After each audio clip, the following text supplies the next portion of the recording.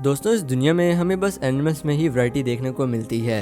यकीनन आप भी यही सोचते होंगे, जबकि ऐसा बिल्कुल भी नहीं है। इस दुनिया में अभी भी ऐसे लोग मौजूद हैं जो कि इस मॉडर्न दुनिया में काफी पीछे हैं। ये लोग शहरों के आम लोगों से मिलना जुलना बिल्कुल भी पसंद नहीं करते।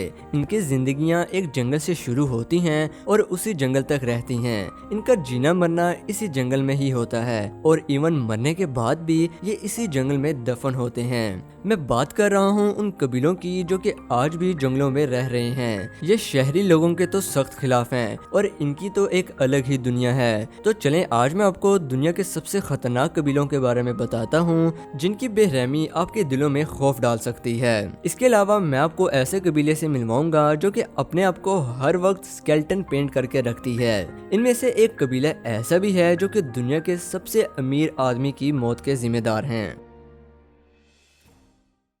तो चलें, सबसे पहले बात कर लेते हैं द चिंबू ट्राइब की। इस पहले कबीले को देखकर शायद आपको ये लगेगा कि ये कोई ड्रामेबाज हैं या ये कोई एक्टर्स हैं जिन्होंने अपनी बॉडी को किसी सीन वगैरह के लिए पेंट कर रखा है। लेकिन आपको ये बात मैं बता दूं कि ये कोई मजाक नहीं है। अपनी बॉडी पर स्केलेटन पेंट करना ये चिंबू ट्राइब की एक रस्म है। इस चिंबू ट्राइब को स्केलेटन वॉरियर्स के नाम से भी जाना जाता है। आम इंसानों की मुलाकात इनसे 1974 में हुई थी और इन्हें देखने के बाद सभी के जहनों में एक ही सवाल आया था कि आखिर ये चिंबू ट्राइब अपने आप को इस तरह रंग में क्यों पेंट करके रखते हैं। दोस्तों, फैक्ट हमें ये बात बताती है कि इसके पीछे एक बड़ी गहरी बात है। दरअसल साइंटिस्ट के मुताबिक जब जंगल की आत्माओं ने लोगों पर हमला करना शुरू किया तो इस कबीले ने उनसे बचने के लिए खुद को बुरी आत्माओं की तरह पेंट करना सही समझा। कबीले के आधे लोगों को ऐसा लगता था कि शायद इस तरह से अपने जिस्म को रंगने से आत्माएं इन्हें इंसान नहीं बल्कि अपनी तरह बुरी आत्माएं समझती हैं और इस तरह से इनकी इनमें दिलचस्पी खत्म हो जाएगी।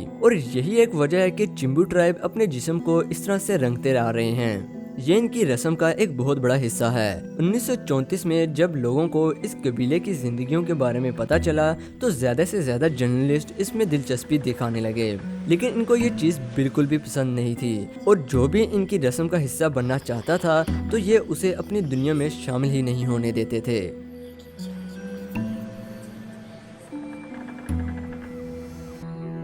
दूसरे नंबर पर बात करते हैं कुरुवाई ट्राइब की। कुरुवाई कबीले के लोगों को कोफलो कह के भी बुलाया जाता है। इस कबीले के बारे में लोगों को 1974 में पता चला और साथ इन्हें ये बात भी पता चली कि इस कबीले के लोगों को बाहर के लोगों की जरा भी जानकारी नहीं है और आज पकवा के इलाके में इस कबीले के 3000 से ज्यादा लोग रह रहे हैं और इन सब का घर दरख्तों पर होता है। ये लोग दरख्तों पे कुछ छोटा मोटा घर नहीं बनाते बल्कि एक अच्छा खासा घर बनाते हैं जो कि 30 से 40 फुट की ऊंचाई पर होता है। इतनी ऊंचाई पर घर बनाने का इनका एक ही मकसद होता है कि ये जंगली जानवर से महफूज रह सकें और साथ ही साथ दूसरे कबीले के हमले से भी महफूज रहना होता है। और जब इन्हें बाहर के लोगों के बारे में पता चला कि अगर कोई भी हमारे इलाके में आया तो ये उसको मार कर खा जाया करेंगे और इन्होंने ये एक साइंसदान के साथ करके भी दिखाया था।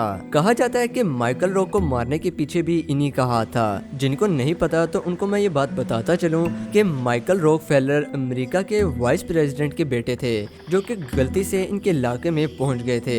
ये वाकया 1961 का है जहां पर यह बात भी सुनने में आती है कि माइकल रॉकफेलर एक रिसर्च पे निकले थे कि जहां पर वो अलग अलग हो जाते हैं और ये लोग अपना रास्ता भूल जाते हैं और रास्ता भूलने पर जब माइकल को कहीं भी मदद ना मिली तो ये कुरुवाई कबीले के लोगों की इन पर नजर पड़ी तो इन्होंने इनको पकड़कर कत्ल कर दिया। दोस्तों, अगर अब आप लोगों को मेरी वीडियो पसंद आई है तो प्लीज चैनल को सब्सक्राइब जरूर कीजिएगा और साथ ही साथ वीडियो को लाइक भी जरूर कीजिएगा।